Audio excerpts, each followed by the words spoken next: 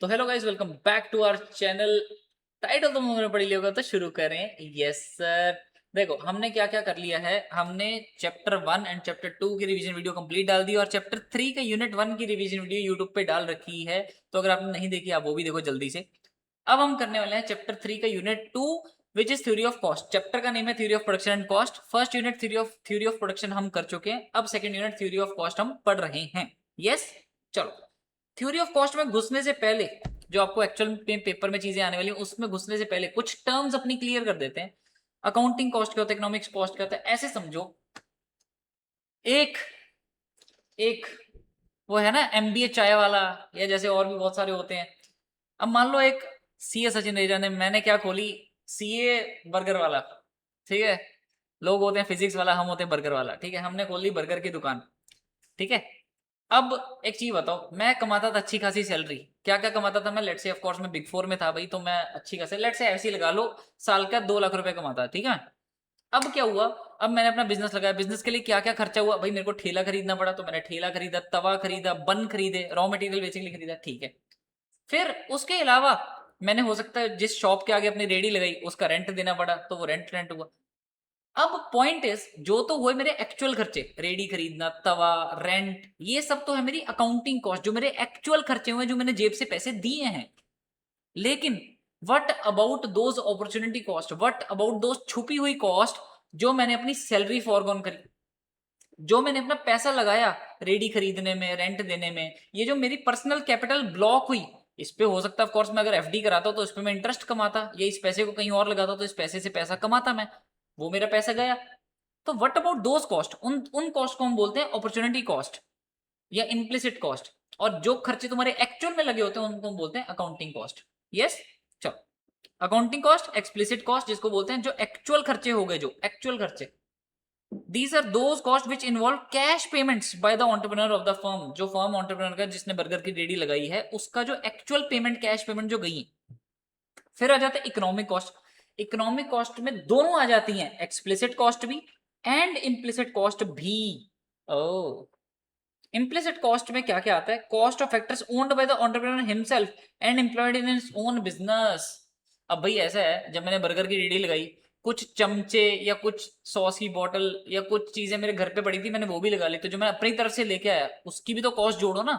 अगर मैं बाजार से खरीदता तो भी मेरे को कैश एक्सपेंडिचर करना पड़ता, लेकिन मेरा नहीं हुआ कैश एक्सपेंडिचर। मैं घर से तवा, कड़छी, ये सब कुछ एक दो चीजें ले आया, बर्तन, ऐसे प्याज व्याज काटने वाला चाकू सब ले आया मैं घर से। तो भाई जो मैं घर से लेके आऊं उसकी कॉस्ट भी तो जोड़ो। तो इम्प्लिसिट कॉस्ट में वो सब चीजें आती हैं। तो इम्प्लिसिट कॉस्ट में क्या था? एक तो अकाउंटिंग कॉस्ट जो तुम्हारी ये एक्चुअल वाली लगी है, एक्चुअल खर्चे, प्लस अपॉर्चुनिटी कॉस्ट। किस किस चीज की अपॉर्चुनिटी कॉस्ट? एक, जो मैंने पैसा लगाया है, जो मैंने पैसा लगाया है रेडी खरीदने में, रेंट देने में, ये पैसे से ऑफकोर्स मैं कहीं और पैसा लगाता तो पैसा बनता। तो कैपिटल जो मैंने इन्वेस्ट करी है उस पे। सेकंड, ऑन टाइम इन्वेस्टेड, कि सर ये रेडी लगाए हुए मान लो मेरे को 5 महीने हो गए, मैं 5 महीने कहीं और जॉब कर रहा था, तो वो सैलरी भी तो मिलती एंटरप्रेन्योर को, तो वो भी नहीं मिली, तो सैलरी फॉरगॉन। ये सब आ जाता है। अब इसकी रेलेवेंस आती कहाँ है वैसे? कॉस्ट के चैप्टर में नहीं आती, लेकिन जब तुम इन जनरल प्रॉफिट निकालते हो ना, जब प्रॉफिट बोलते हैं, जब हम वो पढ़ते हैं, profit determination in different types of market, price, perfect competition, monopoly, oligopolistic, monopolistic and oligopoly, उसमें हम याद है क्या करते हैं? उसमें हम बोलते हैं अकाउंटिंग प्रॉफिट, इकोनॉमिक प्रॉफिट, याद है? उस उसमें रेलेवेंस आती है। अकाउंटिंग प्रॉफिट जो होता है वो सिर्फ अकाउंटिंग कॉस्ट माइनस करता है, जो इकोनॉमिक प्रॉफिट होता है वो दोनों माइनस करता है। इसीलिए economic profit is always lesser than accounting profit. क्यों? क्योंकि इकोनॉमिक प्रॉफिट में कॉस्ट ज्यादा गिनी जाती है, कॉस्ट इंप्लिसिट भी गिनी जाती है। ठीक है, इसीलिए तो इनफैक्ट अकाउंटिंग, ये जो अकाउंटिंग प्रॉफिट्स का जो नॉर्मल प्रॉफिट है, जब हम अकाउंटिंग प्रॉफिट में जो नॉर्मल प्रॉफिट कमाते हैं, उसको हम इकोनॉमिक्स की सेंस में क्या बोलते हैं? Zero economic profits. अकाउंटिंग में जो नॉर्मल प्रॉफिट्स होते हैं उसको बोलते हैं zero economic profits. Got it? Yes, चलो। नेक्स्ट सिंपल जो भी तुम पढ़ के होते, आउटले कॉस्ट, जो तुम्हारा एक्चुअल खर्चा हुआ बुक्स में से, जो तुम अपनी बुक्स ऑफ अकाउंट्स में रिकॉर्ड भी करते हो कि भाई ये तो मेरा खर्चा हुआ है।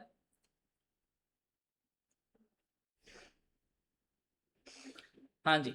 तो outlay cost and opportunity cost. Outlay cost वही जो भी आपने पढ़ी, जो एक्चुअल खर्चा हुआ है। अपॉर्चुनिटी कॉस्ट कौन सी? Cost of the next best alternative, कि अगर मैं ये ना कर रहा होता तो नेक्स्ट बेस्ट मैं क्या कर रहा होता। बेसिकली ऐसे समझो, अगर मैं कोई ए काम कर रहा हूँ, ए काम के चक्कर में जो मैं बी काम में कमा सकता था या जो मैं बी काम कर सकता था, वो जो मैंने फोरगोन करा है ए काम करने के लिए, that is my opportunity cost and it is not recorded in books. लेकिन हम लॉन्ग टर्म जब कैलकुलेशन करते हैं, एक चीज सोचो, मैं अपनी अच्छी खासी जॉब छोड़ के ईवाई में आराम से आके लेट से कोचिंग कर रहा हूँ या लेट से बर्गर की रेडी लगा रहा हूँ, तो क्या जब मैं लॉन्ग टर्म, जब मेरे को 2-3 साल हो जाएंगे बर्गर की रेडी लगाते हुए, क्या मेरे मन में आएगा नहीं कि यार मैं ईवाई में बैठा होता तो मैं इतने कमा लेता?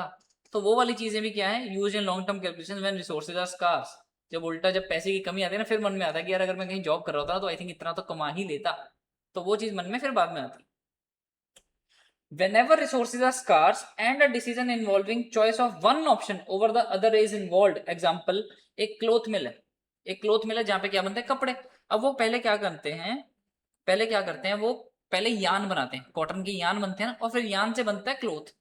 अब एक क्लोथ मिल है, उसी के अंदर ही यान बनता है और फिर यान से ही क्लोथ बनता है, लेकिन वो यान को बाजार में बेच भी तो सकते हैं। तो जब वो अपनी कपड़े की कॉस्ट निकालेंगे तो वो ये भी तो देखेंगे ना कि यार ये यान हम बाहर बेच सकते थे, जो हमने उल्टा अपने ही कपड़े बनाने में लगा दिया, तो हमने वो भी तो प्रॉफिट फॉरगॉन करा। ये इसको तुम इस सेंस में सोचो कि क्लॉथ मिल सोचेगी कि यार अगर हम ये यान हमारे यहाँ पे ना बन रहा होता, हम बाहर से खरीद के लाते, तो भी तो हमें कुछ कॉस्ट पड़ती, वो भी तो जोड़ो। This is what opportunity cost.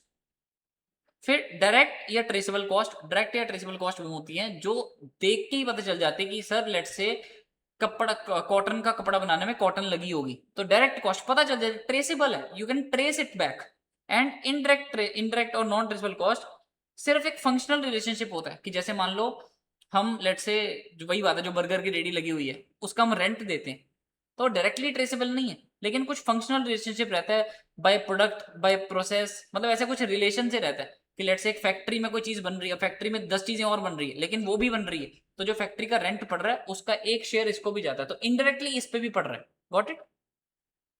Incremental cost, additional cost incurred by firm as a result of a business decision. अब जो भी एक्स्ट्रा कॉस्ट लगी, एक्स्ट्रा कॉस्ट, अब मैंने बर्गर की रेडी लगा ली, लेकिन रेडी लगाने के बाद मेरे को पता चला कि मेरे को टायर पंचर भी तो लगवाना पड़ेगा ना रेडी का, तो मेरे को कुछ एक्स्ट्रा कॉस्ट लगी है, लेट से मेरे को पहिया नया डलवाना पड़ा, कुछ भी एक्स्ट्रा कॉस्ट लगी। एक होती है संक कॉस्ट, जो तुम डाल के भूल जाओ, खर्चा कर दिया भूल जाओ। फॉर एग्जाम्पल, अब यहाँ पे हमने अपनी कोचिंग बनाई, वॉट इट, कोचिंग बनाई है, अब इसमें जो तो हमारे इंक्रीमेंटल खर्चे क्या है कि सर हमें माइक नया लेना पड़ा, हमें कैमरा नया लेना पड़ा, और एक्स्ट्रा खर्चे हो गए। एक होती है संक कॉस्ट की मैंने लेट से एक लैपटॉप खरीद लिया, अब अब क्या मैं अभी के अभी अगर बिजनेस बंद भी कर दूं, क्या मैं इसका कुछ कर सकता हूँ? ये तो मेरे अब पल्ले पड़ गया ना, ये तो मेरा हो चुका है, ये लैपटॉप आईपैड अब ये मेरा हो चुका है ना, अभी मेरी चीजें हो चुकी है। ये संक कॉस्ट कौन सी है? जो ऑलरेडी पास्ट में हो चुकी है, इनको तुम भूल जाओ। इसकी तुम ऐसे एग्जांपल लो, एक एक कंपनी जो है कपड़े बनाती है, अब कपड़े बनाने के लिए उन्होंने पहले अपनी एक फैक्ट्री बनाई, अब फैक्ट्री जो उन्होंने बनाई उसमें उनका खर्चा लगा, लेबर मटेरियल सब कुछ लगा, लेकिन वो उनकी क्या है, संक कॉस्ट। अब वो बैठ के ये नहीं सोचेंगे चल यार फैक्ट्री पे खर्चा हो गया, लॉस पे भी बिजनेस करते रहते हैं, नहीं, वो कॉस्ट उनकी डिसीजन मेकिंग का पार्ट नहीं बनेगी, वो उसको सोच के हुए नहीं डिसीजन लेंगे कि हमें बिजनेस आगे चलाना है कि नहीं चलाना। इसका मतलब क्या है, जब हम शटडाउन पॉइंट भी पढ़ेंगे आगे, जब तुम वेरिएबल कॉस्ट भी कंसीडर करते हो या फिक्स्ड कॉस्ट भी या टोटल कॉस्ट भी कंसीडर करते हो, तो तुम ऐसे संक कॉस्ट को कंसीडर नहीं करते बीच में। Got it? यस। फिर आ जाती है next historical and replacement cost. Historical cost वही संक कॉस्ट जैसी है कि जो पुरानी कॉस्ट जो लग चुकी है, और रिप्लेसमेंट कॉस्ट है, अब जैसे ये मान लो ये मेरा माइक है, ये कैमरा है, मेरा कल को कैमरा खराब हो जाए तो मेरे को क्या करना पड़ेगा, इसको कैमरे को रिप्लेस करना पड़ेगा, तो this is what replacement cost. Money expenditure that has to be incurred for replacing an old asset. और historical cost, cost incurred in the past on acquisition of productive assets such as machinery, building etcetera. तो जैसे मैंने बोला कि ये laptop he kind of हमारे लिए machinery है, तो लैपटॉप एक बार जो खरीद लिया तो खरीद लिया, बस इट इज अ खर्चा हो चुका है। प्राइवेट कॉस्ट, सोशल कॉस्ट, ये बहुत इंपॉर्टेंट चीज है। Private cost is cost actually incurred और provided for by firms and are इधर एक्सप्लिसिट और इम्प्लिसिट। अब एक एक बताओ, एक वो है फैक्ट्री जो बनाती है, लेट से पार्ले जी की एग्जांपल ली थी याद हमने क्लास में, कि जो पार्ले जी की फैक्ट्री है वो पार्ले जी बनाती है। अब लेट से ठीक है यार, पार्ले जी भी बढ़िया बन रहा है ना, और उस पर पैकिंग वैकिंग पे भी खर्चा हो रहा है, एडवर्टीजमेंट पे भी खर्चा हो रहा है, ये सब खर्चे कौन से हैं जो फर्म, प्राइवेट कॉस्ट है जो फर्म कंसिडर करती है, जो फर्म ने बियर करे हैं, जो फर्म ने अपनी इनफैक्ट, जो फर्म ने 10 रुपए का जो पार्ले जी का बिस्कुट का प्राइस रखा है, 10 रुपए, उस 10 रुपए के अंदर उसकी कॉस्ट गिनी हुई है कि जितनी भी टोटल कॉस्ट लगी है 8-9 रुपए पर पर प्रोडक्ट पर बिस्किट, वो उन्होंने गिनी हुई है ऑलरेडी। एक आती है हमारी सोशल कॉस्ट, अब एक चीज बताओ, हो सकता है उस पार्ले जी को बनाने में कुछ वेस्ट प्रोड्यूस हुआ होगा, है ना, कुछ गला सड़ा पुराना मटेरियल, कुछ जमी हुई तवे की मैल, कुछ भी हो सकता है, भगवान जाने, मैं तो एम ही बोल रहा हूँ। अब वो उठा के उन्होंने नदी में फेंक दी या धो दी या कहीं ना कहीं, है ना, कुछ बेकार चीजें मिट्टी में दबा दी। तो इन चीजों से क्या होता है, इन चीजों से एनवायरमेंट को नुकसान होता है, सोसाइटी को इन जनरल नुकसान होता है, तो these are what social cost. तो सोशल कॉस्ट में लेकिन टोटल क्या आता है, टोटल सब कुछ आ जाता है, private cost plus external cost. जो मैंने भी एग्जांपल दी ना, वो मिट्टी में दबा देते हैं या वेस्ट होता है, उसको हम बोलते हैं एक्सटर्नल कॉस्ट। और सोशल कॉस्ट में दोनों चीजें आ जाती हैं, प्राइवेट भी और एक्सटर्नल कॉस्ट भी। तो it is a total cost borne by society on account of business activity and includes private cost and external cost. Got it? Yes. Fixed cost, variable cost, इससे इजी तो कुछ हो ही नहीं सकता, ये तो सबको ही आता है। फिक्स्ड कॉस्ट जो सर लगनी लगनी है, इररिस्पेक्टिव ऑफ आउटपुट। तुम अगर कपड़े बनाते हो तो जितने मर्जी, चाहे तुम 100 कपड़े बना रहे हो चाहे 10 कपड़े बना रहे हो, वो कॉस्ट तुम्हारी लगी रही है, दैट इज फिक्स्ड कॉस्ट। जैसे हम यहाँ पे कोचिंग देते हैं, बच्चे कल को हमारे यहाँ पे 500 आ जाए और आने को सिर्फ 2 आए, हमारे को जो रेंट पड़ता है वो रेंट पड़ेगा ही पड़ेगा, तो वो हमारे लिए क्या है, फिक्स्ड कॉस्ट। और एक होती है वेरिएबल कॉस्ट, जो हर बंदे के साथ वेरी करती है। जैसे मैंने बर्गर की रेडी की एग्जांपल ली थी, अब जो मैंने ठेला लगा लिया, डेट ठेले सॉरी, जो रेंट देता हूं मैं ठेला लगाने का, that is what my fixed cost. जो मैंने ठेला खरीदा, that is what sunk cost या हिस्टोरिकल कॉस्ट। लेकिन जो हर एक बंदा जैसे आके बर्गर ऑर्डर कर रहा है, तो हर बंदे के लिए जो मेरे को बर्गर का जो बन खरीदना पड़ता है या जो टिक्की का मटेरियल खरीदना पड़ता है, ये तो वेरिएबल कॉस्ट है ना, क्योंकि जितने बंदे आएंगे उतना ज्यादा मटेरियल यूज होगा। तो that is what my variable cost. फटाफट से जो लिखा हो पढ़ते जाओ साथ साथ में, जल्दी, ठीक है। Let's some cost which will continue even after operations are suspended, for example storing of old machines which cannot be sold in market, these are called shutdown cost। मैं सच बता रहा हूँ, जो हमारी यहाँ पे जहाँ पे कोचिंग है ना, यहाँ पे पहले ना एक जिम होता था, जिम, और जिनका ओनर था, जो यहाँ के ओनर है, उन्हीं का जिम होता था। अब हुआ क्या, उनका जिम हो गया बंद। अब जिम बंद हो गया, तो जब हम यहाँ पे जगह लेने आए ना, ये देखने आए, तो यहाँ पे अभी भी उनकी ट्रेडमिल पड़ी थी, अभी भी उनकी जो बाहर टेप वगैरह लगी हुई थी, कुछ कुछ चीजें अभी भी लगी हुई थी। क्या उनको अभी भी वो ट्रेडमिल अपने किसी गोडाउन में या कहीं पे स्टोर करनी पड़ेगी? Yes, that is what the cost of, एक तो वो मतलब उसको स्टोरेज कॉस्ट, और प्लस ऑफ कोर्स उसमें जो पैसा फंसा हुआ है, these are what shutdown cost. कि तुम्हारा बिजनेस बंद होने के बाद भी जो तुम्हें काइंड ऑफ कॉस्ट पड़ रही है, for example storing of old machine जो मार्केट में नहीं बिक रही है, अब उनकी टूटी हुई ट्रेडमिल कहीं नहीं बिक रही, कबाड़ में जाएगी जाएगी, तो इसलिए उनको क्या हो रही है, वो शटडाउन कॉस्ट पड़ रही है। यस, चलो अब हम पढ़ते हैं cost function.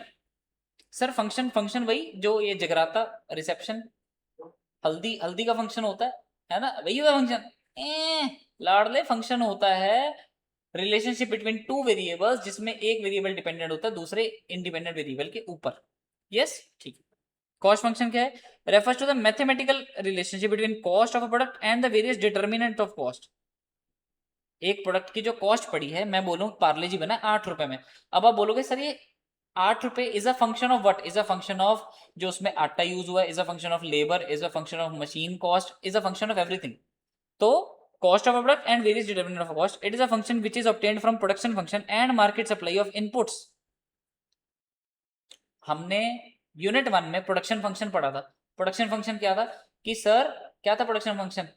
Maximum amount of output that can be produced with a given set of inputs, वो था प्रोडक्शन फंक्शन। अब एक चीज बताओ, ये तो बन गया प्रोडक्ट लेफ्ट साइड में, जो मैक्सिमम अमाउंट ऑफ आउटपुट जो एक बन सकती है। जो राइट साइड में वो क्या था? Given inputs. अब तुम्हारे पास इनपुट्स गिवन है, क्या गिवन है? तुम्हारे पास आटा गिवन है, तुम्हारे पास पैकेजिंग के लिए वो प्लास्टिक गिवन है, तुम्हारे पास एडवर्टीजमेंट गिवन है, ये सब।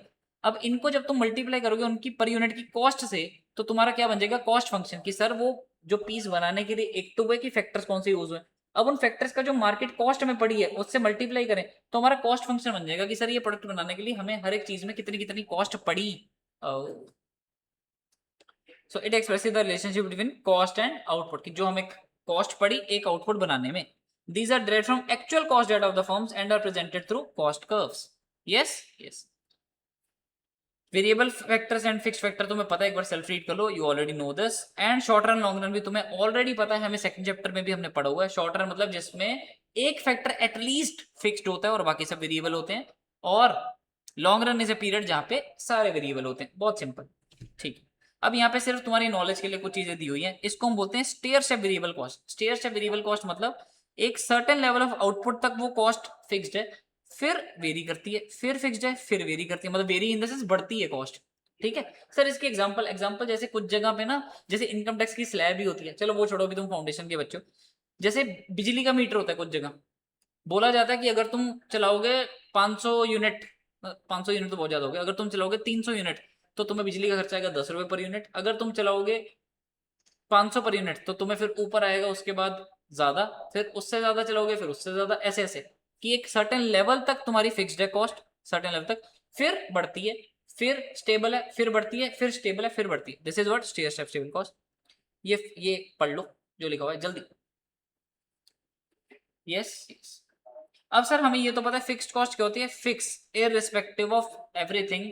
और हम अभी सिर्फ टोटल की बात करें, एवरेज अब एवरेज में नहीं जा रहे, टोटल। और टोटल तुम ध्यान रखो हर कॉस्ट बढ़ती ही है, टोटल हमेशा बढ़ेगी। वो जो यू शेप्ड कर्व होते हैं वो सारे एवरेज वाले होते हैं, याद रहेगा ये बात। यस, टोटल वाले हमेशा बढ़ती है, टोटल वेरिएबल कॉस्ट बढ़ती है, टोटल फिक्स कॉस्ट बढ़ती है, टोटल कॉस्ट बढ़ती है, मतलब टोटल फिक्स कॉस्ट तो सॉरी कांस्टेंट रहती है। टोटल वेरिएबल कॉस्ट जीरो से स्टार्ट होती है, बिकॉज ऑफ कोर्स जितनी आउटपुट उतनी बढ़ेगी। अब ध्यान रखना, ध्यान दे एक बात, और स्टार्टिंग में it is increasing at decreasing rate, then it is increasing at increasing rate, और फिर जाके और स्टीप हो गई, स्टीप। सर ये क्यों होता है? अरे यार तुमने प्रोडक्शन वाला यूनिट नहीं पढ़ा क्या, यूनिट वन? उसमें हमने क्या समझा था, क्या समझा था? लॉ ऑफ वेरिएबल प्रोपोर्शन जो हम पढ़ रहे थे, क्या पढ़ा था हमने कि सर पहले पहले production rises at increasing rate, then rises at decreasing rate, then जो टीपी होता था हमारा, TP increasing at increasing rate.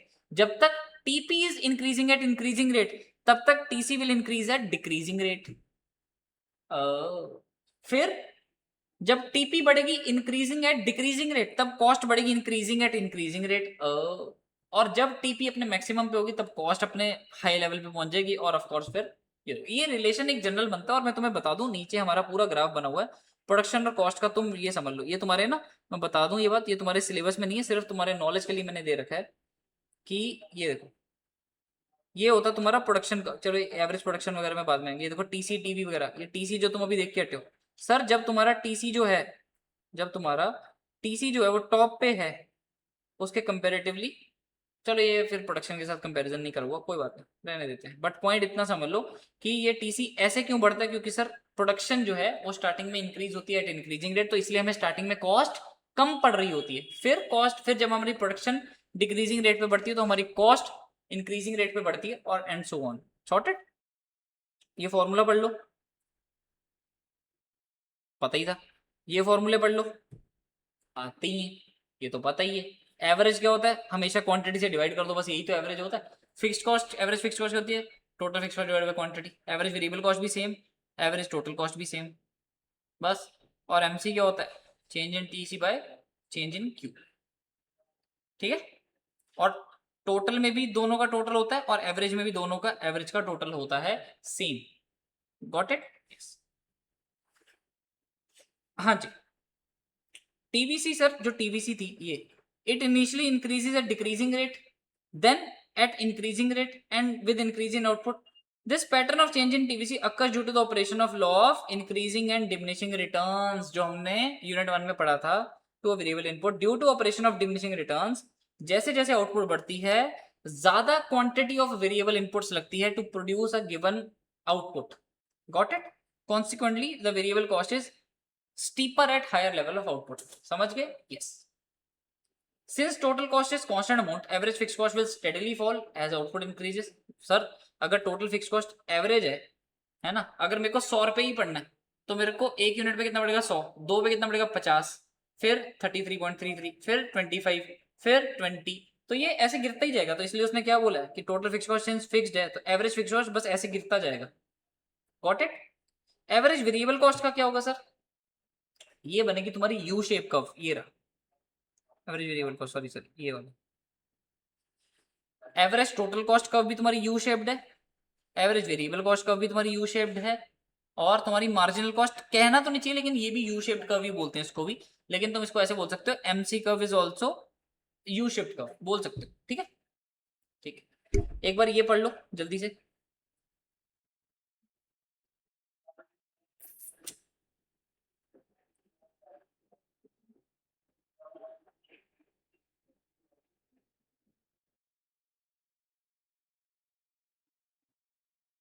वो ये बता रहा है कि सर ऐसा है, एक प्लांट की नॉर्मल कैपेसिटी होती है, हम प्रोडक्शन वाले यूनिट में भी यही पढ़ रहे थे कि जैसे मेरी बेकरी में एक अवन है, ठीक है, अब उसमें कितने घंटे ऑफ लेबर तुम लगा सकते हो। सर मैंने जब एक बंदा लगाया तो उसने काम करा, मतलब 1 घंटा लगाया काइंड ऑफ, फिर मैंने 2 घंटे उस पर ओवन चलाया, फिर मैंने 3 चलाया, 4 चलाया, अब हो सकता है वो ओवन मैक्सिमम 8 घंटे चल पाए, तो तुम्हारी 8 घंटे तक तो तुम्हारी कॉस्ट क्या पड़ेगी, कम।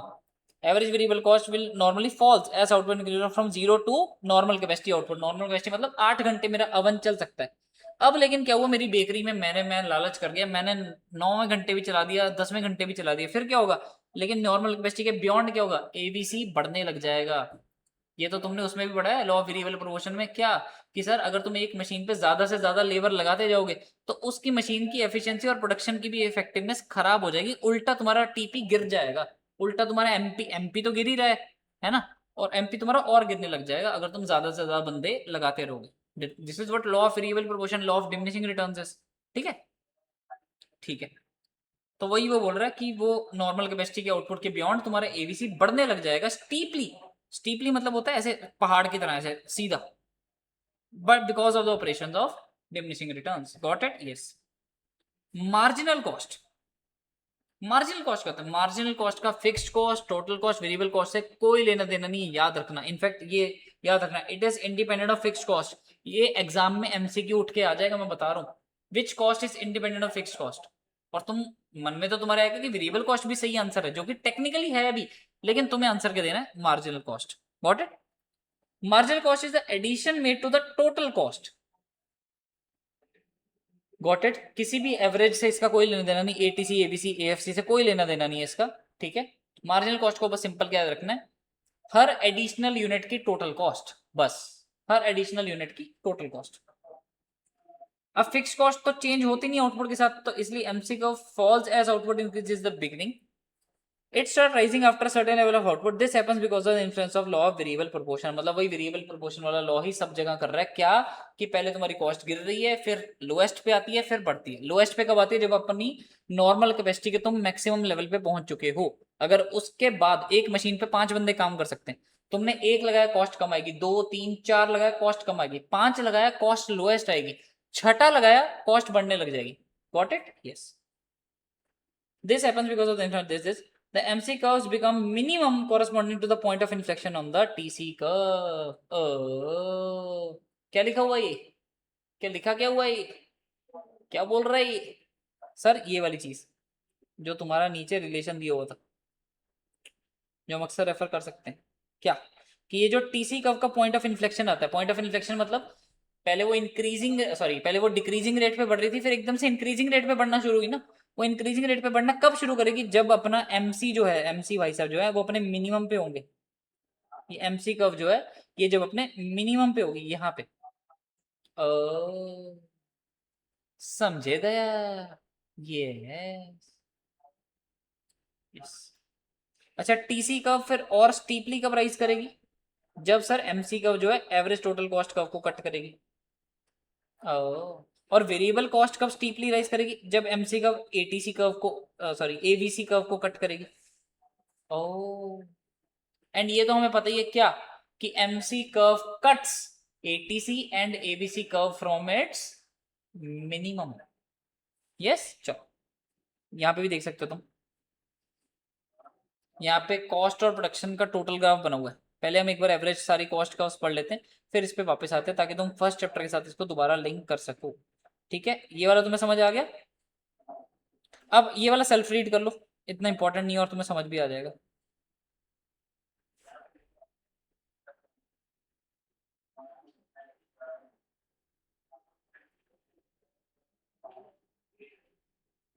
अब वो बता रहे हैं कि एटीसी कर्व क्यों गिरता है। वो कहता है कि देखो यार, स्टार्टिंग में देखो एटीसी कर्व क्या है, एवीसी और एएफसी का टोटल। तो कहते हैं देखो स्टार्टिंग में देखो एएफसी भी गिर रहा है, एवीसी भी गिर रहा था, तो इसलिए एटीसी भी गिरने लग गया। फिर क्या हुआ, फिर ध्यान से सुनो, फिर एक टाइम पे क्या हुआ, एवीसी बढ़ने लग गया यहाँ पे, लेकिन एटीसी नहीं अभी बढ़ रहा, एटीसी अभी भी नीचे गिर रहा है। क्यों? क्योंकि जो तुम्हारा एएफसी जो गिर रहा है that is still higher than, मतलब जो rate of falling of AFC है that is still higher than rate of increase in AVC, इसलिए एटीसी अभी भी गिर रहा है। लेकिन जैसे ही वो एवीसी जो है एएफसी को एक हिसाब से ऊपर बढ़ने लग जाता है, तो एटीसी के मिनिमम पे आ जाता है। मिनिमम पे। और फिर क्या होता है, फिर एवीसी जो कॉस्ट है वो तो स्टीपली बढ़ रही है और एफसी गिर रही है, लेकिन एवीसी का जो राइजिंग है वो रेट ज्यादा है, तो इसलिए एटीसी भी बढ़ने लग जाता है। Got it? चलो जल्दी से पढ़ लो।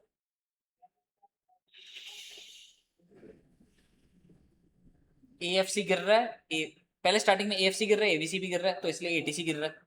फिर एएफसी गिर रहा है, एवीसी बढ़ना स्टार्ट हुआ, लेकिन एएफसी जो गिर रहा है वो भी स्ट्रॉन्गर है, तो इसलिए एटीसी अभी भी गिर रहा है। फिर लेकिन जो एटीसी जो बढ़ना शुरू हुआ, एटीसी मान लो +3 हुआ, एएफसी भी -3 हुआ, तो आपस में कट ऑफ होकर 0 हो गया, तो एटीसी अपने मिनिमम पे होगा, लोएस्ट पे होगा। फिर एवीसी ऑफ कोर्स ज्यादा रेट पे बढ़ रहा है, 3 के पास इधर 6 और इधर माइनस, और इधर -3 से -4, तो 6 -4 +2, तो एटीसी और ऐसे ऐसे बढ़ने लग गए। Got it? चलो पढ़ लिया ये? यस। चलो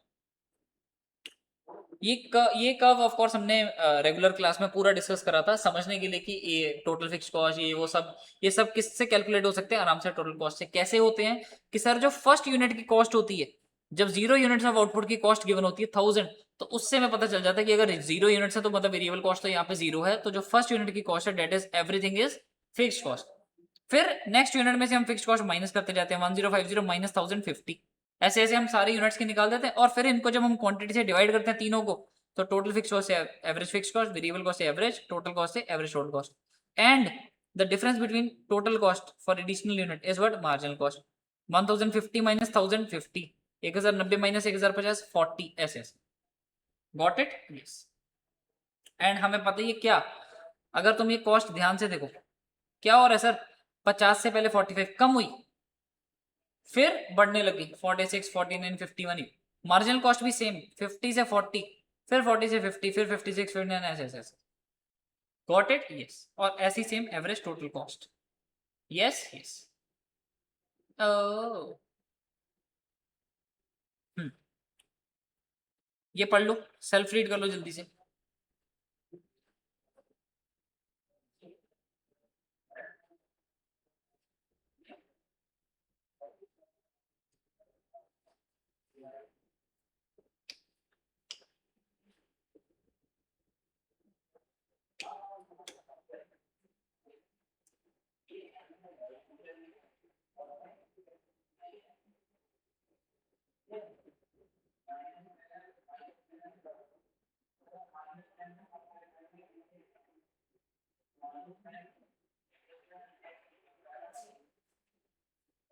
got it?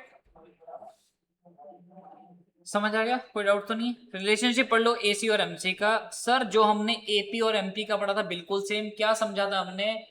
MC and MP are better than AC and AP. Simple याद रखना है, एम जो है वो ए से बेटर है। कैसे? सर देखो ऐसा है, प्रोडक्शन में हमने क्या पढ़ा था कि सर जब एपी राइज करता है ना स्टार्टिंग में, तो एमपी उससे भी ऊपर है, तो हमारी जो हर यूनिट की मार्जिनल प्रोडक्शन है वो एवरेज प्रोडक्शन से भी ऊपर, एमपी इज गुड। फिर क्या पढ़ा था हमने? सर जब एपी जो गिरने लग जाता है ना, तो एपी के मैक्सिमम पे उसको कौन कट करता है? एमपी। तो जब एपी मैक्सिमम पे होता है तो भी उसको ऊपर से कौन कट करता है? एमपी। फिर हमने बोला कि यार अब तो प्रोडक्शन गिरने लग गई, लॉ ऑफ वेरिएबल प्रोपोर्शन लग गया, अब प्रोडक्शन गिर रही है, तो हमारा एपी गिरने लग गया। फिर हम क्या बोलते हैं? सर जब एपी गिरने लगे ना, एमपी उससे भी ज्यादा गिरेगा। तो एम एम हमेशा बेटर है। अगर तू बढ़ रहा है मैं बेटर बढ़ रहा हूं, अगर तू गिर रहा है मैं तेरे से ज्यादा गिर रहा हूं। Same with AC MC. क्या लिखा हुआ है? सर जब एवरेज कॉस्ट स्टार्टिंग में गिरती है तो marginal cost less than AC. MC AC से भी नीचे, कि भाई भाई तू गिर रहा है मैं तेरे से ज्यादा गिर रहा हूं।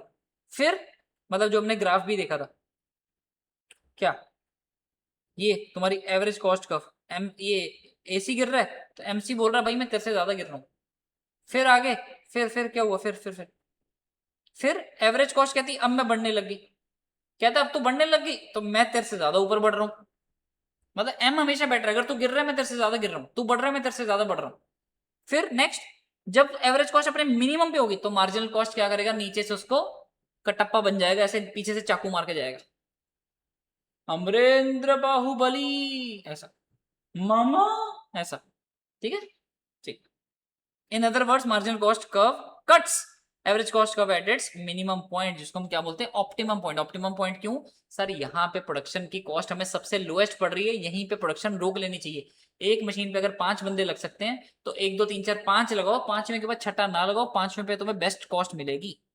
ओके सर, क्या हमें छठा लगा लेना चाहिए वैसे? हाँ, अगर तुम्हारा अभी भी प्रोडक्शन जो है वो कॉस्ट से ज्यादा है, तुम्हारा एट द एंड रेवेन्यू बनना चाहिए ना। हमने क्या पढ़ा हुआ है, वैसे तो चलो नेक्स्ट चैप्टर में आएगा, लेकिन हमने क्या पढ़ा हुआ है, वो क्या है, इक्विलिब्रियम पॉइंट कौन सा होता है प्रोडक्शन वाले के लिए, बताओ। M R is equal to M C. तो सर हमें एमसी और एसी को कंपेयर करके नहीं बताना कि यही ऑप्टिमम पॉइंट है, हमें एमआर और एमसी को कंपेयर करना है। अगर जब तक मेरे को हर एक्स्ट्रा यूनिट पे जो मार्जिनल रेवेन्यू बन रहा है डेट इज ग्रेटर देन जो मेरे को हर यूनिट पे एक्स्ट्रा कॉस्ट पड़ रही है, तो मैं करता रहूंगा प्रोडक्शन। जैसे ही वो रेवेन्यू कम होता रहेगा एमसी बढ़ती रहेगी, जैसे वो इक्वल आएंगे मैं बोलूंगा अब बंद कर देता हूँ। तो प्रोडक्शन तो अभी भी चलती रखनी चाहिए, लेकिन जस्ट तुम्हें ये बताना चाहिए कि अगर तुम्हें मशीन की एफिशिएंसी देखनी है, या अगर तुम सिर्फ कॉस्ट पॉइंट पे फोकस कर रहे हो कि मेरे को अपनी कॉस्ट मिनिमम चाहिए, तो वो मिनिमम कहाँ पे आएगी, जहां पे एमसी कर्व जो है एसी कर्व को नीचे से कट करेगी। और एसी मतलब ATC, average total cost curve, नीचे से कट करेगी, तो मतलब समझ लेना तुम्हारी अब सबसे lowest cost.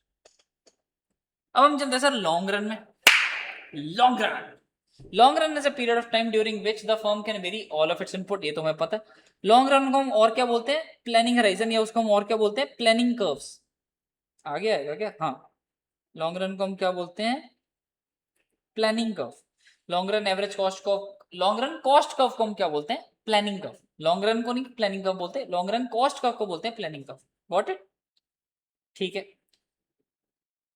The long run being the planning horizon, the firm plans ahead to build the most appropriate scale of fund. अब यहाँ पे बात क्या चल रही है, देखो मान लो मेरी बेकरी थी, ठीक है। मैंने उस पर हिसाब लगाया कि यार 6 घंटे से ज्यादा नहीं काम होना चाहिए। मैंने एक घंटे एक बंदा लगाया, उसने 1 घंटा लगाया, फिर दूसरा बंदा 2 घंटे, तीसरा बंदा 3 घंटे, ऐसे ऐसे लगा दी। अब सिक्स्थ आर के बाद, सिक्स्थ आर के बाद ये मेरा पहला प्लांट है, मतलब मेरा एक अवन चल रहा है, एक अवन। मेरे को यहाँ पे मतलब यहाँ तक fifth fifth unit of output तक तो मेरे को एसएससी की यहाँ पे लोएस्ट कॉस्ट पड़ रही। लेकिन जैसे ही मैंने फिर सिक्स्थ बंदा लगाया मेरी बढ़नी शुरू हो गई। अब यहाँ पे क्योंकि मैं लॉन्ग रन में हूँ, मतलब लॉन्ग रन कौन सा होता है, वो पीरियड जिसमें तुम फिक्स्ड फैक्टर को भी वेरिएबल कर देते हो। मेरा फिक्स्ड फैक्टर कौन सा था, अवन। तो मैं क्या करूंगा, एक और अवन ले आऊंगा। जैसे ही मैंने एक अवन लाया तो मेरे पास 2 प्लांट हो गए। फैक्ट्री में मशीन की एग्जांपल भी ले सकते हो सेम, मैं जस्ट वैसे इंटरेस्टिंग रखने के लिए बेकरी और अवन की एग्जांपल ले रहा हूँ। तो मैंने एक और अवन ले आया। अब एक और अवन ले आया तो मैं और आउटपुट बना सकता हूँ। लेकिन वो दोनों अवन की मिला के मैं ऑलमोस्ट कितनी बना पा रहा हूँ, मान लो 11 या 12, 12 लेट से जो भी केक बनता है उसमें 12 केक बना सकता हूँ। फिर 12वें के बाद 13वें 14वें 15वें केक पे भी शुरू हो जाएगा। फिर मैं क्या करूंगा, एक और अवन ले आऊंगा, फिर मेरी और आउटपुट मिनिमम कॉस्ट बढ़ जाएगी कि मैं मिनिमम यहाँ पे और चला सकता हूँ। तो मैं ऐसे ऐसे प्लांट क्या करता रहूंगा, बढ़ाता रहूंगा अगर मेरे को प्रोडक्शन ज्यादा करनी है। और ये सबका जब ऐसे टोटल करते हैं जैसे ये करा हुआ है सारे शॉर्ट रन एवरेज कॉस्ट का, जब हम एक लॉन्गर वर्जन देखते हैं कि शॉर्ट रन तुमने एक प्लांट लगाया, फिर साथ के साथ दूसरा लगा लिया, तीसरा लगा लिया, चौथा लगा लिया, ऐसे ऐसे तुम उसको वेरिएबल बनाते गए, तो तुम्हारा लॉन्ग रन पीरियड में वो क्या हो जाएगा, यहाँ पे तुम्हारा एवरेज आउटपुट आ जाएगा। अब ध्यान देने वाली बात क्या है, लॉन्ग रन में जब तुम फर्स्ट ये जो तुम्हारे स्टार्टिंग वाले प्लांट्स है, तुम्हारे स्टार्टिंग वाले ओवन है, क्या लॉन्ग रन एवरेज कब उनके मिनिमम पे टच कर रहा है या उनके फॉलिंग वाली साइड पे टच कर रहा है, सर फॉलिंग वाली साइड पे टच कर रहा है। और ऐसी फॉलिंग वाली साइड पे, लेकिन जो सबसे मिनिमम वाली कॉस्ट वाला होगा उसके मिनिमम पे टच करेगा, उसके मिनिमम पे टच करेगा। और फिर जो बढ़ने लग जाएंगे, तो ये बढ़ने वाली जो प्लांट्स होंगे इनकी मिनिमम पे टच करेगा, नहीं सर इनके राइजिंग वाले साइड पे टच करेगा। क्या ये पेपर में आता है, यस। हमने इनफैक्ट क्लास में एमसीक्यू भी करा था रिगार्डिंग द ऑप्शन कि सर ये लाइक एमसीक्यू करा था इफ यू रिमेंबर, कि सर जो long run average cost curve होता है it is tangent to the minimum point of SSC curve at all times, the answer was no, the answer was false. वो वाली चीज थी, गॉट इट, ठीक है। It should be kept in mind that once the firm has built a particular scale of plant, कि sir एक oven लगा लिया then its production takes in place in short run. अब मैंने एक अवन लगा लिया तो मेरा एक अवन का शॉर्ट रन बन गया, जब तक मैं एक अवन लगा के बैठा हूँ, फिर दो लगा ली, फिर मेरे 2 अवन का शॉर्ट रन बन गया। तो मेरी जब जब मैं प्लांट लगाता रहूंगा, जब जब मैं एक पर्टिकुलर प्लांट लगा लिया, एक पर्टिकुलर स्केल ऑफ प्लांट पे पहुंच गया कि मेरे पास 3 अवन है, तो मैं वो प्रोडक्शन तो शॉर्ट रन में कर रहा हूँ ना, क्योंकि मेरा फिर अब वो 3 फिक्स्ड हो गया ना, प्रोडक्शन तो मैं शॉर्ट रन में कर रहा हूँ। Briefly put the firm actually operates in the short run, actual में तो मैं तब ऑपरेट कर रहा हूँ ना जब मेरे पास एक फिक्स्ड नंबर ऑफ अवन है और फिक्स्ड नंबर ऑफ लेबर है, मतलब लेबर तो ऑफ कोर्स मैं वेरी कर सकता हूँ, sorry, fixed number of oven है and variable number of labours है, and plans for long run. और मैं लॉन्ग रन प्लान कर रहा हूँ कि यार मेरे को इतने सारे केक्स बनाने तो मेरे को 5 अवन लगेंगे ऐसा। Long run cost of production is the least possible cost of producing any given level of output. Long run cost of production ये वाली, it is what it is the least possible cost of producing any given level of output when all individual factors are equal। और यहाँ पे बात क्या हो रही है वैसे, वो कह रहा है जो long run production cost is the least possible cost of producing any given level of output. Sir तुम्हें 5 केक बनाने, 6 केक बनाने, अगर तुमने सब कुछ वेरिएबल कर रखा है तो लॉन्ग रन में वो सबसे लीस्ट कॉस्ट आएगी। Yes yes. अब हम आ जाते हैं सर उसी चीज पे कि सर वो राइजिंग पार्ट पे क्यों टच कर रहा है ना, छोटे पार्ट पे क्यों टच कर रहा है, मिनिमम पे क्यों नहीं टच कर रहा है, वो हम सब पढ़ेंगे। ठीक है ठीक। शॉर्ट रन एवरेज कॉस्ट को क्या बोलते हैं, प्लांट कर्व्स। ये सिंपल तुम्हें बस याद रखना, शॉर्ट रन एवरेज कॉस्ट का मतलब प्लांट कर्व। शॉर्ट रन में फर्म कैन, एक सेकंड रुकना, यस, तो शॉर्ट रन एवरेज कॉस्ट को हम क्या बोलेंगे, प्लांट कर्व्स। शॉर्ट रन में the firm can be operating on any short run average cost curve given the size of plant. Point is कि जैसे हमने ऊपर पढ़ा कि प्रोडक्शन तो शॉर्ट रन में ही होती, तो एक बार एक गिवन साइज ऑफ प्लांट पता चल गया कि सर इस बेकरी में 3 अवन है, तो 3 अवन पे हमें पता है कि कि कि किसी भी short run average cost curve पे हम ऑपरेट कर सकते हैं, किसी भी short run average cost curve पे हम ऑपरेट कर सकते हैं। Got it. सपोज डेट, अभी एग्जांपल भी ले लो, चलो जो हम फर्स्ट वाला ये जो डायग्राम है इसकी एग्जांपल। सपोज डेट ये only 3 take plants which are technically possible. अब मेरे को पता है एक बेकरी में सपोज करो सिर्फ 3 ही अवन अवेलेबल हो सकते हैं मैक्सिमम। ठीक है, तो वैसे तो मैंने एग्जांपल ऑलरेडी दे ही दी है कि सर जब वो फर्स्ट अवन स्टार्ट करेगा तो 5 केक के बाद उसको छठे कॉस्ट पे कॉस्ट एक्स्ट्रा पड़ने लग जाएगी, तो वो क्या करेगा, एक और अवन लाएगा ताकि उसकी कॉस्ट, एक्चुअल में उसकी कॉस्ट पता कैसे बढ़ेगी, यहाँ से यहाँ, फिर यहाँ से यहाँ, फिर यहाँ से यहाँ, ये उसकी मिनिमम पड़ रही है। कैसे सर, ऐसे पड़ रही है, पहले 5 केक तक उसने एक अवन चलाया, फिर सेकंड अवन लाया 6 7 8 9 10 11 12 13 तक उसने सेकंड अवन चलाया, फिर उसको कॉस्ट 14th केक पे ज्यादा पड़ने वाली थी तो उसने थर्ड अवन लेके आया, फिर 15 16 17 18 यहाँ तक पड़ गई, तो यहाँ तक उसने 18 केक ऐसे बनाएगा वो अपनी मिनिमम कॉस्ट रख के। Got it. अब पढ़ लो क्या लिखा होगा, एक बार जल्दी से खुद पढ़ो और मजा आएगा।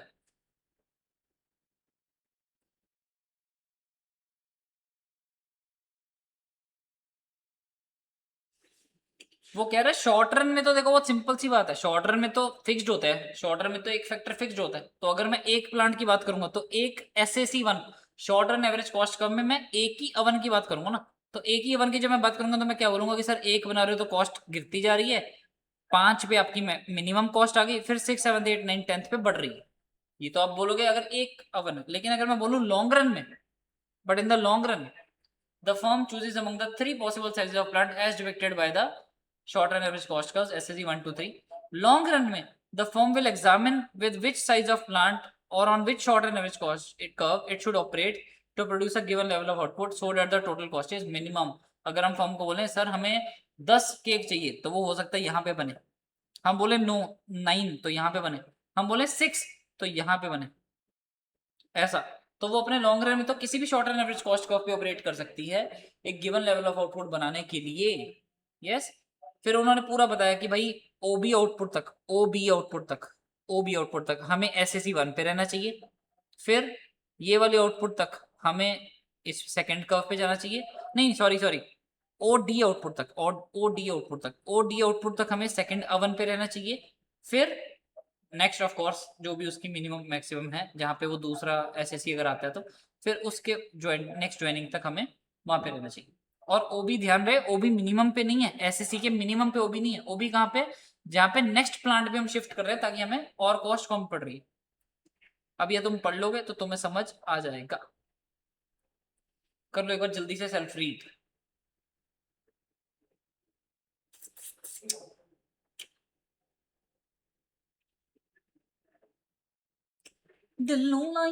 पढ़ लिया, यस यस।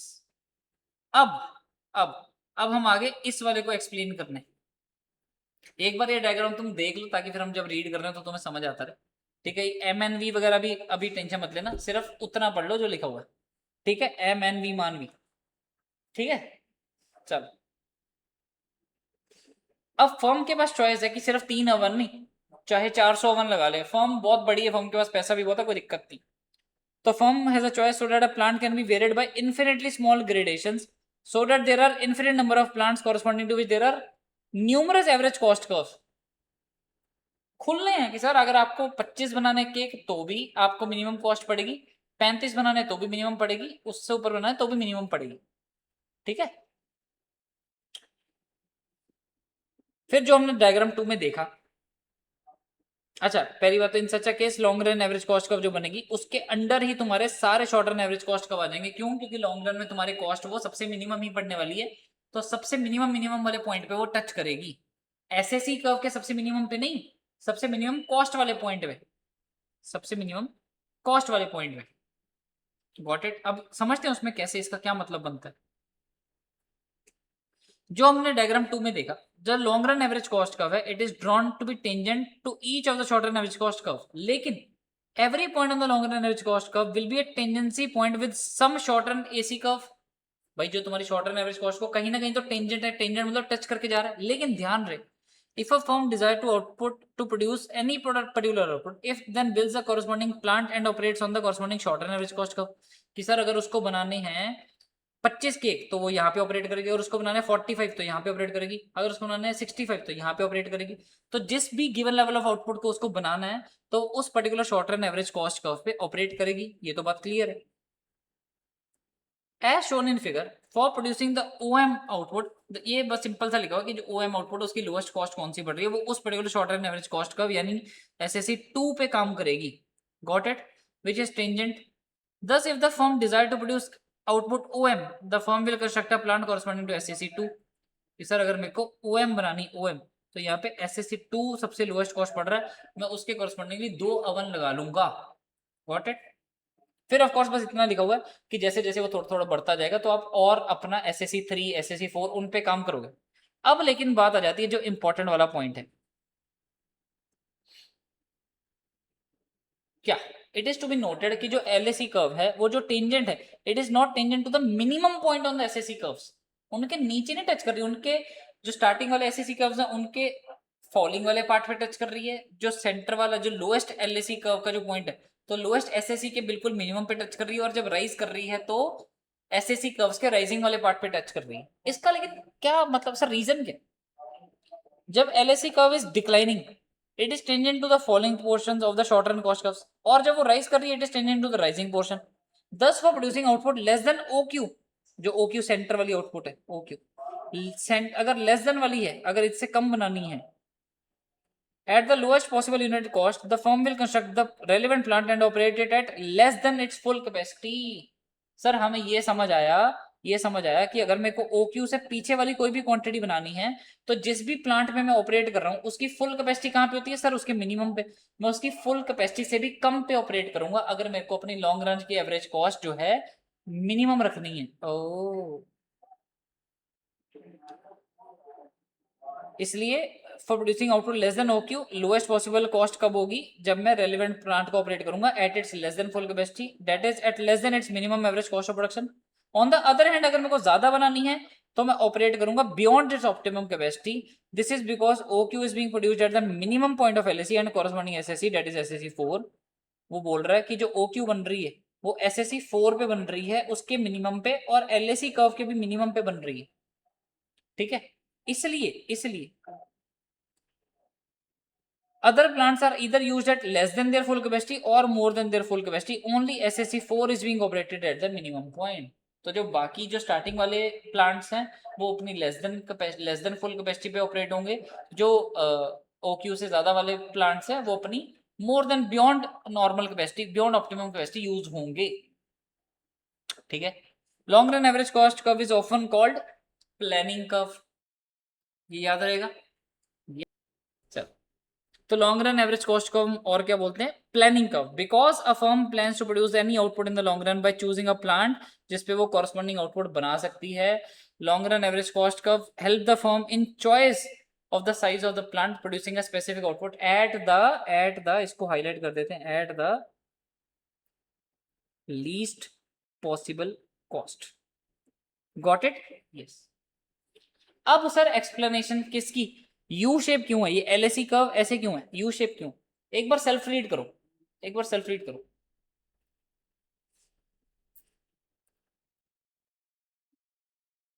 वो कह रहा है कि एलएसी कर्व जो यू शेप है ना, उसका इस चीज से कोई लेना देना नहीं कि एसएसी कर्व यू शेप है, क्योंकि एसएसी कर्व जो यू शेप है वो क्यों है, मैंने पहले बताया लॉ ऑफ वेरिएबल प्रोपोर्शंस के करके, क्योंकि प्रोडक्शन कर्व ऐसे है तो ऐसे एसएसी कर्व ऐसे है, लेकिन एलएसी कर्व ऐसे क्यों है, पढ़ो आगे।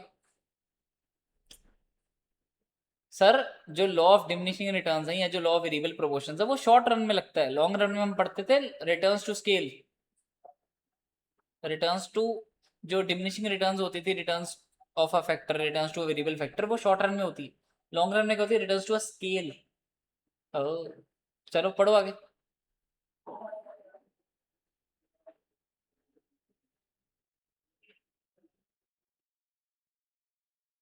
लॉजिक सेम है कि शॉर्ट रन में क्या हो रहा है सर, डिमिनिशिंग रिटर्न हो रही है, पहले प्रोडक्शन बढ़ रही है, फिर डिक्रीजिंग रेट पे बढ़ रही है, फिर मैक्सिमम, फिर फॉल कर रही है, और इसीलिए शॉर्ट रन एवरेज कॉस्ट क्या कर रही है, पहले गिर रही है, फिर मिनिमम पे जाती है, फिर बढ़ रही है, सॉर्टेड। लॉन्ग रन का भी उसने सेम लॉजिक दी है कि सर डिमिनिशिंग रिटर्न नहीं, अब हम रिटर्न्स टू स्केल देखेंगे, लेकिन रिटर्न्स टू स्केल भी स्केम, पहले returns to scale increasing rate पे आते हैं, फिर मैक्सिमम, फिर डिक्रीजिंग, तो इसीलिए कॉस्ट भी पहले डिक्रीजिंग, फिर मिनिमम, फिर इंक्रीजिंग। Got it. पढ़ लो एक बार सारा जल्दी से खुद। दिल ना दिया, दिल ना दिया, तो बोलो ना बोलो क्या किया, अक्की दुनिया मैं भी अगर प्यार ना किया तो क्या किया, ले बेटा दिल ना दिया। किरिश का गाना सुनेगा, किरिश का गाना सुनेगा, दिल ना दिया, ले बेटा। पढ़ लिया, यस, समझ आ गया, कोई डाउट तो नहीं है, वेरी गुड। नेक्स्ट भी पढ़ ही लो फिर, अब उसके साथ का ही है द अबव फिगर। सर आप सब कुछ हमसे पढ़वा लोगे सर, आप खुद क्यों नहीं बताओगे भाई, तुम पढ़ोगे तभी तुम्हारी अंडरस्टैंडिंग और अच्छी बैठेगी ना, और वैसे भी तुम्हें इंग्लिश कंफर्टेबल लगनी चाहिए पेपर में जाके जब तुम लिखोगे ना, मतलब चलो इकोनॉमिक्स में तो चलो नहीं चाहिए लिखने का, कुछ है नहीं है, लेकिन लेकिन मेरे में, लेकिन अकाउंट्स में लिखोगे, लॉ में लिखोगे, इंटर में लिखोगे, तो तुम्हें इंग्लिश के साथ वो आईसीए की जो लैंग्वेज है उसके साथ थोड़ा कंफर्टेबल होना पड़ेगा, और इनफैक्ट वैसे भी जब पेपर में क्वेश्चन आएगा वो तो इंग्लिश में आएगा ना, वो तो खुद पढ़ोगे ना, तब थोड़ी बोलोगे कि आगे सर इसको हिंदी में एक्सप्लेन कर दो, तो एक बार पढ़ो, कहीं डाउट आए तो आराम से कमेंट सेक्शन में पूछो। ओ, आप भी ऑफ कोर्स, मतलब ये आप तो यही पूछो। आपके लिए तो यही कमेंट सेक्शन है।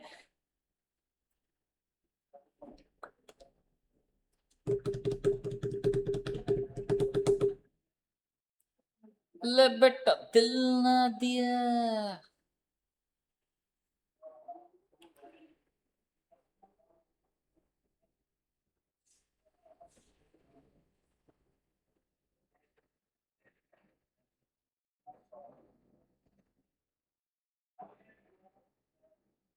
वो कह रहा है, कहता देखो प्रोडक्शन में तो ऐसे होता रहता है शॉर्ट रन में ऐसे, और शॉर्ट रन में कॉस्ट कर्व भी ऐसे, लेकिन वो कहता है लॉन्ग रन में तो देखो ये भी ऐसे बहुत देर होता है, तो इसलिए जो long run average cost curve है उसको भी, वो भी सफिशिएंट लेवल ऑफ आउटपुट के बाद भी अपने इन इकोनॉमीज ऑफ स्केल इंजॉय कर रहा होता है, तो इसलिए वो इंक्रीज नहीं करता even after sufficiently large scale of output.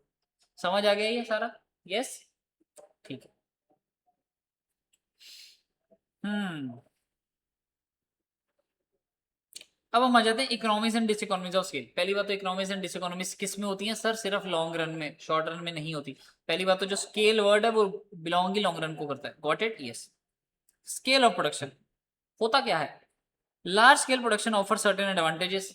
भाई अब वॉलमार्ट में या कोई भी जो बड़ी प्रोडक्शन यूनिट है उसके कंपेरेटिवली जो छोटा यूनिट, बड़े यूनिट को बहुत फायदे हैं, ज्यादा प्रोडक्शन में उनको लीस्ट कॉस्ट पड़ती है ना, और उनकी फिक्स्ड कॉस्ट भी ज्यादा यूनिट्स में बांटी जाती है, तो उनको टोटल कॉस्ट कम पड़ती है,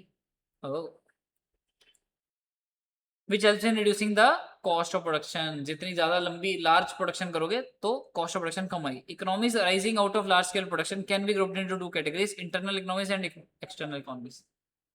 सर जो तुम्हें लार्ज स्केल प्रोडक्शन करने से, जो तुमने बड़े स्केल पे प्रोडक्शन करी है, उस पर तुम्हें दो फायदे, मतलब जो फायदे होते हैं टोटल फायदे, उसको हम दो हिस्सों में बांट सकते हैं। एक इंटरनल इकोनॉमी, इंटरनल मतलब जो तुम्हारी फर्म के अंदर बनी है, जो तुम्हारी फर्म के तुम्हारे किसी एक्शन के करके बनी है, और एक्सटर्नल मतलब जो पूरी इंडस्ट्री में हो रही है जिसका तुम्हें भी फायदा मिल रहा है, got it.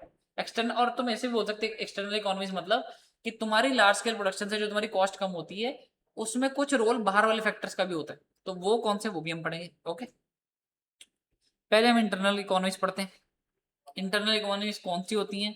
And internal economies के बाद डिस इकोनॉमीज भी आता है कि जब तुम अपनी फैक्ट्री में ज्यादा ही प्रोडक्शन करते रहोगे, लार्ज स्केल प्रोडक्शन, तो उसमें कुछ नुकसान भी है, वो भी देख लेते हैं। Internal economies are those economies of production which accrue to the firm when it expands its output, so that the cost of production would come down considerably and place the firm in a better position to compete in the market effectively. Got it? कि large scale production करोगे तो तुम्हारी cost नीचे आएगी, तो तुम market में compete कर सकते हो। Internal economies arise purely due to endogenous factor. Endogenous मतलब इंटरनल फैक्टर्स जो तुम्हारी एफिशिएंसी के ऊपर रिलेटेड होते हैं, तुम्हारी स्ट्रेटेजी जो तुमने अडॉप्ट करी है उसके ऊपर बेस्ड होते हैं। These economies arise within the firm and are available exclusively to the expanding firm, जो तुम्हारी फर्म की वजह से ही जनरेट हुई है और तुम्हारी फर्म को अवेलेबल है। तुम्हारे लार्ज स्केल प्रोडक्शन से इंडस्ट्री में किसी और को फायदा नहीं हो रहा, तुम्हें हो रहा है। लेकिन जब इन जनरल इंडस्ट्री में फायदा होता है और उससे तुम्हें भी फायदा होता है, दोज आर एक्सटर्नल इकोनॉमीज, वो भी हम पढ़ेंगे। On the other hand, external economies are the benefits accruing to each member of the industry as a result of expansion in the industry. Got it? अब पहले internal economics and diseconomics पढ़ लेते हैं। Yes, याद रहे best बात क्या है? MCQ paper. इसका मतलब हमें ये जो अंदर जो भी लिखा हुआ है इसको सिर्फ समझना है, उस सेंस में समझना है कि हमें देखते ही समझ आ जाए कि यार ये चीज तो टेक्निकल डिस इकोनॉमी लगती है। अगर मैं बोलूं जैसे हमने यहाँ पे पढ़ेंगे कि लार्ज के प्रोडक्शन के साथ ना टेक्निकल इकोनॉमीज होती है बिकॉज बेटर मशीनरी यूज होती है। अब पेपर में क्वेश्चन आ जाए, in the long run, the firm can use a better machinery, advanced technology, and greater division of labor, which reduces the cost per unit. This is the classic example of, फिर वहां पे चार option दिए होंगे, managerial economies, commercial economies, technical economies and financial economies. चौथा वाला financial economy. तो फिर आपको पता रहेगा कि हाँ यार, अगर मैं मशीनरी की बात करूं तो टेक्निकल, अगर हमारी फर्म का जो कॉर्पोरेट स्ट्रक्चर है कि एक सीईओ है, उसके नीचे चार मैनेजर हैं, चार मैनेजर के हर मैनेजर के अंडर 10-10 एम्प्लॉइज हैं, फिर वो ऐसे काम करें, मतलब इतना अच्छा मैनेजरियल, मतलब मैनेजमेंट अच्छी है, तो वो मैनेजरियल इकोनॉमीज है। अगर हम एड अच्छी चलाते हैं, कॉस्ट ऑफ प्रोडक्शन कम कर रहे हैं, प्राइस सस्ते रखे हुए हैं, कंपिटिटर्स के मुकाबले हमारा प्राइस सस्ता और हमारी क्वालिटी अच्छी है, then that is what? Commercial. अगर सर हमने पैसा बड़ा अच्छी जगह से बड़ा सस्ता उठाया हुआ तो हमें कॉस्ट कम पड़ रही है, और हमने लगाया भी बड़ी अच्छी जगह पे हुआ है, those are what? Financial economies. एक बार जल्दी से, पहले हम चलो एक बार ये सेल्फ रीड करते हैं। थोड़ा तुम्हारा सेल्फ रीडिंग का काम रहेगा मेरे भाई, तभी तुम्हें इंग्लिश समझ आ जाएगी, और नहीं समझ आएगी तो मैं बैठा हूं ना, तुम मेरे को चाहे वीडियो की टाइम स्टैम्प दे के बताना कि सर ये टाइम स्टैम्प है, इस टाइम पे मेरे को ये लाइन समझ ही नहीं आई, बताओ, मैं बताऊंगा ना। तुम लेकिन पढ़ो खुद, पढ़ना खुद पड़ेगा। चलो पढ़ो, ये पढ़ो वही सा से लेके काइंड्स तक, और फिर चारों इकोनॉमिक्स भी अंदर से पढ़नी है, चारों इकोनॉमिक्स जो मैंने एक्सप्लेन कर दी हैं ऑलरेडी। और जो जो ये चारों इकोनॉमीज लिखी हुई हैं इन सबका जानबूझ के उन्होंने डिस इकोनॉमी भी दिया है, कि जैसे मैंने बोला मैनेजरियल इकोनॉमी, कि हाँ भाई अगर तुम्हारी कंपनी की बहुत अच्छी डिवीजन ऑफ लेबर हुई हुई है कि कैसे कैसे वर्क फ्लो बहुत अच्छा गिवन है, लेकिन उन्होंने क्या बोल दिया, सर एक सर्टेन स्केल के बाद जब तुम्हें बहुत सारे मैनेजर रखने पड़ गए, बहुत सारे इंप्लॉइज रखने पड़ गए, सर मैनेजर डिसइकोनॉमिक्स हो जाती है, क्योंकि लैक ऑफ कोऑर्डिनेशन हो जाती है, थोड़ी ब्यूरोक्रेसी बढ़ जाती है, एफिशिएंसी कम हो जाती है, डिलेज इन डिसीजन मेकिंग होता है। अब एक डिसीजन हो सकता है दो मैनेजर ने मिलकर लेना है, लेकिन अगर स्केल बड़ा होगा तो चार मैनेजर ने मिलकर लेना है, अब चारों कब बैठेंगे, टाइम ही नहीं मिलता। ऐसा पढ़ लो आगे सारा, सारे पढ़ लो एक बार, सारे पॉइंट अंदर से भी और ऊपर से भी जो भी है सारा।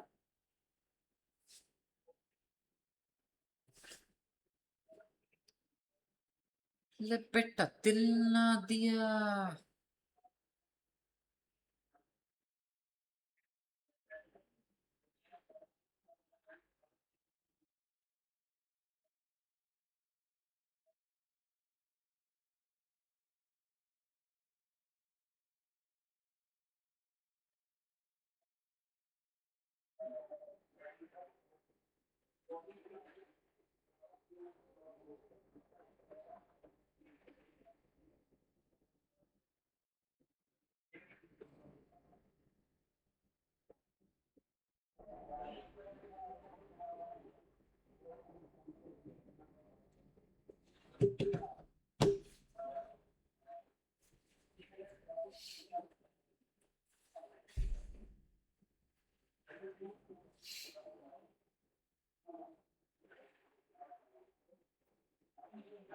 मैंने तुम्हें ट्रिक बता दी है, पेपर में जब एमसीक्यू आएगा वो ऐसे ही आएगा let's say a firm has a better management या बेटर मैनेजमेंट तो चलो हो चुका है, मैं बोलूं a firm has a better way to raise finances to and to invest better.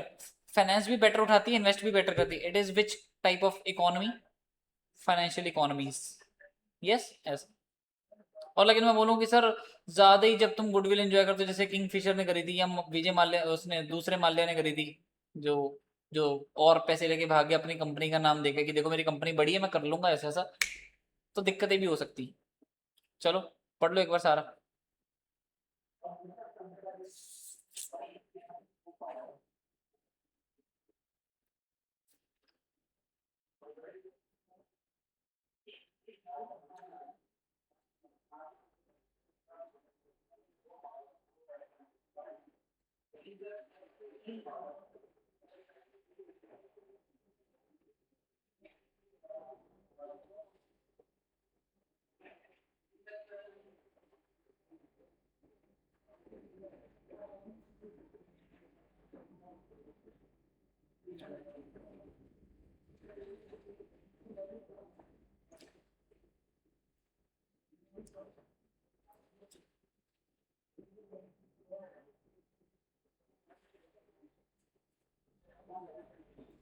ये सारे जो कीवर्ड्स हैं ना, इनको ध्यान रखना।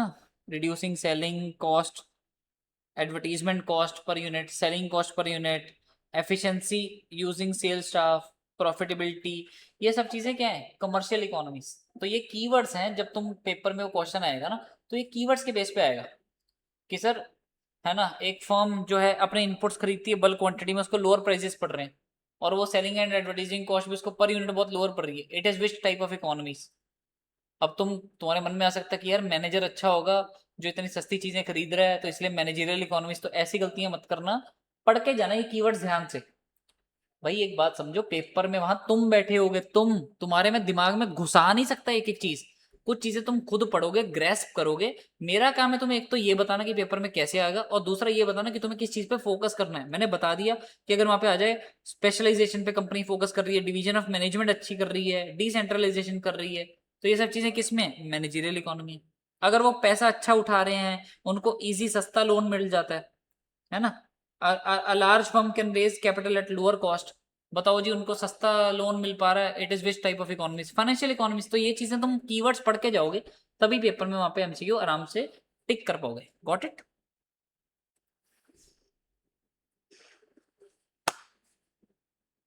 पढ़ लिया सारा? रिस्क बेयरिंग भी पढ़ लिया? ठीक है, पढ़ लिया ना सारा? यस। ठीक है, कोई भी डाउट है तो बता देना। अब आ जाते हैं एक्सटर्नल इकोनॉमीज पे ऊपर। मैंने जैसे बताया, ये कौन सी इकोनॉमीज होती हैं? कौन सी इकोनॉमीज होती हैं जो जो पूरी इंडस्ट्री को फायदा हो रहा होता है। अब सोचो, मान लो रियल एस्टेट इंडस्ट्रीज। अब सोचो तुम क्या करते हो? तुम ना, तुम्हारी तीन चार प्रॉपर्टीज है जो तुम ऐसे बना के बेचते हो, है ना, एक प्रॉपर्टी डीलर हो तुम। अब हुआ क्या, इन जनरल ही पूरे इंडिया में रियल एस्टेट का दाम बढ़ गया। अब तो आपको पता ही है कि अच्छी अच्छी जगह पे एक एक गज भी 6 लाख का मिलता है ना। मतलब अच्छी अच्छी महंगी जगह पे एक एक गज 6-6 लाख का मिलता है, तो बहुत महंगी प्रॉपर्टीज हो जाती हैं। अब इतना बढ़ चुका है, तो इसी चक्कर में तुम्हारी प्रॉपर्टी का रेट भी बढ़ गया। अब तुमने उसमें कुछ नहीं करा ना, तुम्हारी कमर्शियल इकोनॉमी ना तुम्हारी वो, सब कुछ ही हो गया। फॉर एग्जाम्पल, एक इंडस्ट्री है, रेस्टोरेंट इंडस्ट्री। अब तुम्हारा भी एक रेस्टोरेंट है, तुमने कुछ नहीं करा, लेकिन जितने भी रेस्टोरेंट ओनर्स हैं या रेस्टोरेंट इंडस्ट्री में जो जितने भी फूड इंडस्ट्री है, इसमें जो तुम्हारे जो वो आता है, इनपुट आता है कि तुम्हारे प्याज आलू ये वो जो पीछे से सब्जियां आती हैं, वो सब सस्ती हो गई। अब तुम्हें सस्ती मिल रही है तो तुम्हें फायदा हो गया। ये इनफैक्ट ये एग्जांपल किसकी थी? चीप रॉ मटेरियल की।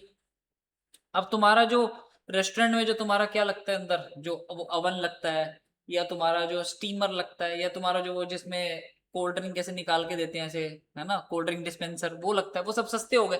अब वो सस्ते हो गए तो तुम्हें भी फायदा हो गया, कैपिटल इक्विपमेंट सस्ते हो गए। और technological external economies, new discovery हो रही है टेक्निकल नॉलेज की। मान लो वही रेस्टोरेंट इंडस्ट्री की बात ले लो, पहले रोटी ऐसे बेलते थे, पहले प्याज ऐसे काटते थे चाकू से। अब क्या होता है, हर चीज का कटर मिल जाता है, रोटी मेकर भी मिल जाता है, सब कुछ मिल जाता है। अब इन जनरल इंडस्ट्री में इन्वेंशन हुई है, इन जनरल इंडस्ट्री में टेक्नोलॉजी अच्छी हुई है, तो उससे तुम्हें भी फायदा हो गया। Development of skilled labour. धीरे धीरे पहले मजदूर जो सिर्फ ऐसे होते थे ना कि सर हमें बस आप काम बताओ तो हम कर देंगे, अब थोड़ा थोड़ा क्योंकि कंपटीशन भी बढ़ चुका है ना लेबर में, इसलिए लेबर भी बहुत स्किल्ड हो चुकी है। और प्लस तुम भी जो मतलब प्लस आई थिंक वही है जो पूरी इंडस्ट्री को मिल रहा है। मैं बोलने वाला था कि जो तुम लेबर को प्रोवाइड करोगे, लेकिन फिर वो एक्सटर्नल नहीं ना रहा, वो तो फिर तुमने अपनी लेबर को प्रोवाइड करा। जो बाहर से लेबर तुम्हें सारी लेबर अच्छी मिलने लग गई, that is what external economics. Growth of ancillary industries. अब तुम्हारी देखो इसमें चलो एग्जांपल ही पढ़ लेंगे। हाँ, मान लो अब तुम्हारी जैसे पार्ले जी की एग्जांपल लेते हैं पहले। अब पार्ले जी क्या है, वो खुद ही बिस्किट बनाती है, खुद ही अपना वेस्ट डंप करती है, वेस्ट मैनेजमेंट भी खुद ही करती है। लेकिन मान लो एक ऐसी कंपनी उसके साथ में खुल गई जो क्या करती है, वेस्ट मैनेज करती है, और ऐसी इनफैक्ट पूरी इंडस्ट्री में खुल गई, मतलब एज इन पूरी इंडस्ट्री में सब सब लोगों के लिए फायदा हो गया। तुमने कुछ नहीं करा उसमें, इंडस्ट्री बाहर खुली है, मतलब कोई कोई और फर्म बाहर खुली है, लेकिन तुम्हें उससे फायदा हो गया। This is what ancillary industry की ग्रोथ होना। कोई ऐसी इंडस्ट्री जो तुम्हारे बिजनेस को सपोर्ट करती है वो बढ़ गई तो तुम्हें फायदा हो गया।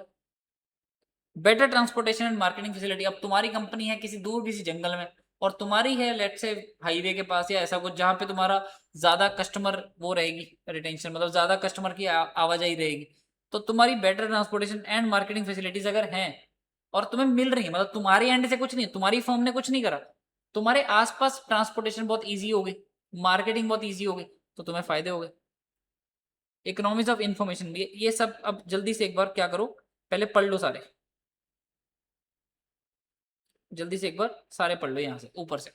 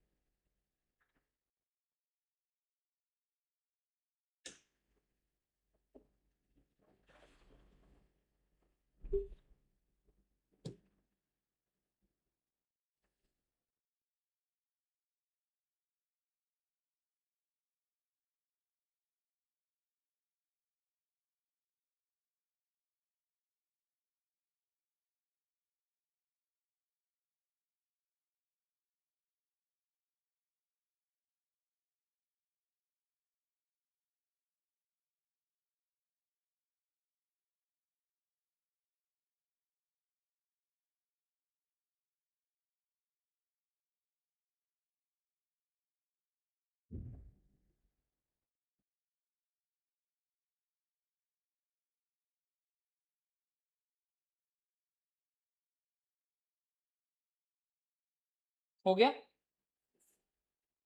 ये भी हो गया।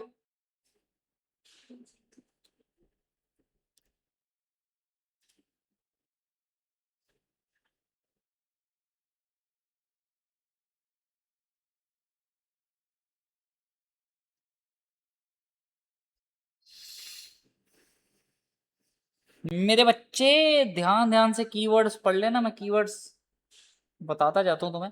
जैसे यहाँ पे देखो ना, specialise in production of supply raw material, ये वो जो भी तुम्हारी एंसिलरी, जो भी तुम्हारे जैसे तुम्हारा अब तुम सारा बिजनेस खुद ही थोड़ी चला लोगे, कुछ चीजें तुम्हें मशीन्स टूल्स रॉ मटेरियल सब आसपास से चाहिए होते हैं। अगर वो तुम्हारे आसपास इंडस्ट्री वो वाली इंडस्ट्री ग्रोथ कर गई तो तुम्हें इजीली अवेलेबल है, और उनमें कंपटीशन रहेगा तो तुम्हें प्राइस भी सस्ता मिलेगा। तो अगर तुम्हें ये सब चीजें हो रही है तो तुम्हें फायदा हो गया ना बैठे बैठे। तो एक्सटर्नल इकोनॉमी से हम पढ़ ही ये रहे हैं कि तुम्हारी वजह से नहीं, एक्सटर्नल फैक्टर्स की वजह से तुम्हें फायदा हो रहा है। अब नितिन गडकरी जी की नजर पड़ गई तो हाईवे वगैरह अच्छे बन गए, रोड्स अच्छी बन गई, सब बढ़ गया। तो ठीक है भाई, हमें भी फायदा हो गया।